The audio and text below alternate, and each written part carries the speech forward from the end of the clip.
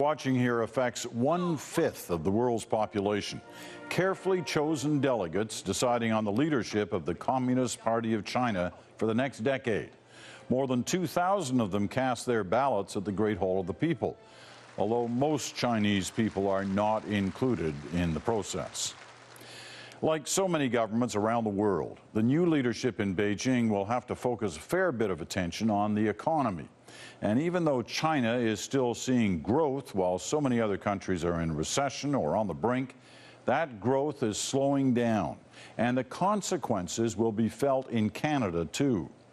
Here now, the CBC's Adrian Arsenault with the international effects of China's chill.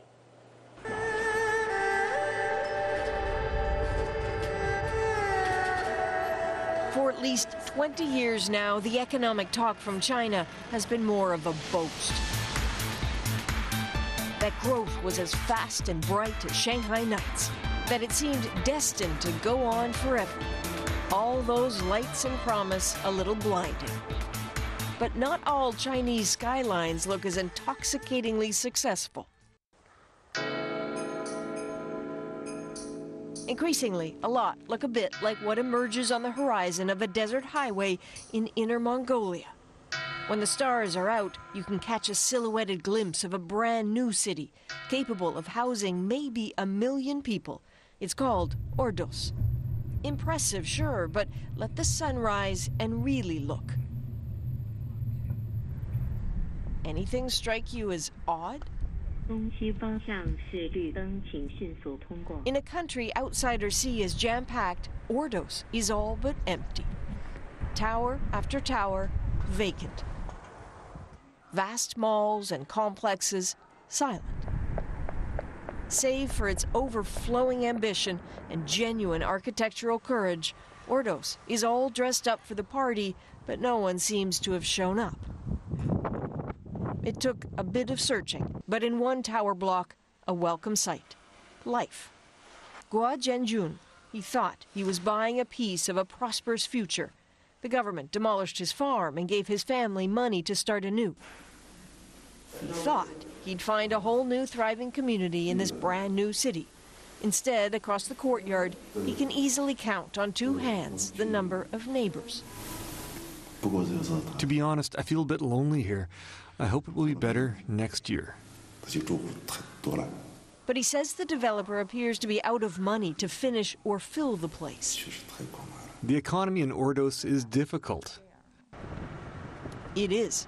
In a place where all that's clear is that transparency isn't, it's not easy to get straight answers about the economy. So some look for clues in the landscape.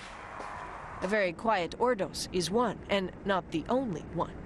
Peppered across China are similarly sparse communities, built in part to create jobs, but also out of genuine anticipation that they'd be busy by now. One city, Tianjin, even designed a mini Manhattan. It was so sure of its destiny. China built it, but they did not come. For the moment, it certainly feels like growth is not what it was. Even these massive buildings back here, largely empty.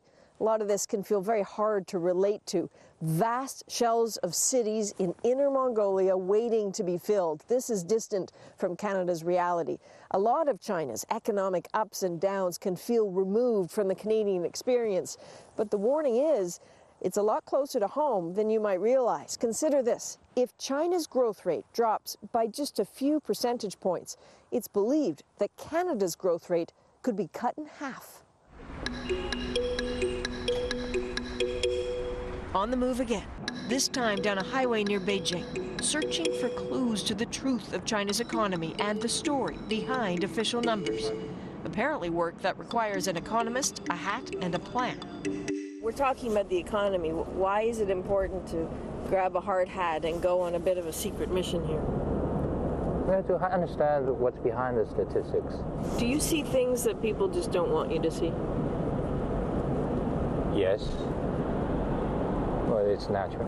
It's like, people don't want strangers in their house. That's what they call kick the tires, right? And they understand really what's going on.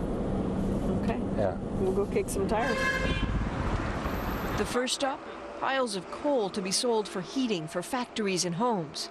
Coal that comes from mines just outside Ordos. 卡车拉过来的吗？ Economist Nicholas Zhu is interested in the size of the pile. It's pretty low. That's good. It means work is happening. But what about the price? Also low, he says. Now, there is a problem. It has serious implications, like what you saw in Ordos was largely because of the price coming down for coal, because that city depends a lot on coal. Who else does a consistent lowering of the price of coal affect around the world? Producers of coal, producers of energy. Canada. Possibly, yes. And Australia. Coal, just one commodity. But Zhu is interested in a whole lot more. 中央电视台是 Nearby, he just wanders into a steel warehouse and he spots the indicators immediately. Rusty pipes and beams just sitting there. It's very rusty steel. They must be in here for a while. I mean, the stock hasn't been moved. Demand is not high. You know, the people are not using the produced steel. But that's a bit sign for a slowing economy. This sort of economic detective work is what Zhu does for banks. He has truly traveled this nation, and particularly its industrial centers. He's wandered with his hat into places he's not wanted and asked questions. He has pictures of stockpiles of commodities that fill parking lots to overflow. He has watched activity in ports, busy, slow. In all, a message for commodity exporters like Canada. Brace yourselves. China's demand may be dropping, so prices will too, and that might hurt. A slower growth of the economy. Okay. So that's for sure, and that is in everything I see. So if China's economic model is changing, that kind of leaves Canada in the dirt. Yeah, there's some risk of that.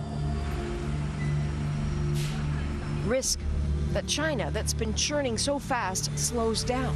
Commodities just sit and Canadians feel the lethargy in their wallets. The math may be unavoidable, the scale's not in Canada's favor. But what if there were choices? What if China could deliver riches in other ways? Now in Canada, we call it micromanagement. We think It's trying. Chinese investors and controversially state-owned enterprises are trying. A Shanghai boardroom full of executives curious about Canada. Almost all here know that Canada may yet say no thanks to China's $15 billion bid to buy Nexen. Prepare for the consequences is the warning. What is the cost to Canada of saying no to the Nexen deal? it would sort of put a chill on the relationship between Canada and China. It would offend China. Yes, I think China would take offense to that. Maybe quietly, but it's not something that would go unnoticed. So what if you offend China? What is the cost of that? They would certainly look at us as a much less favorable trade partner. If we want to have a role to play in the Asia-Pacific century, investment from China, to me, is essential. This comes up in Eddie Wong's class for the executives, how slowing growth in China affects Canada. That's why many are confused. Why wouldn't Canada then mitigate the damage by opening up to China's cash? Why so suspicious? It's just business, they say. It's probably the same deal why American firm wants to have a peace. So ask the American counterpart. Probably they will give you the same answer. If you do business, profits, right? So they see a profit and they see they can play a part. The roving economist not as sure it's as simple as that. So many tiny little factors, the impact on community, impact on policymaker, impact on politics. It's hard to say yes or no in abstract. So be careful. Be careful. Careful not to presume a country far away is distant. Careful not to take what you see at face value. Certainly not an economy some once thought would boom forever. And not a city where the buildings are ready, the table is set, the lights are on, but in truth, no one's home. Adrienne Arsenault, CBC News, in Inner Mongolia, China. As Adrian just told us, China's slowing growth could hit home hard, and Canadian banks and economists have been trying to predict what that might look like. According to one estimate done by TD, if China's overall economic growth slowed to 5%, the Canadian dollar could drop to 83 cents US, and the price of oil could also drop to $65 US per barrel. Just ahead, another perspective.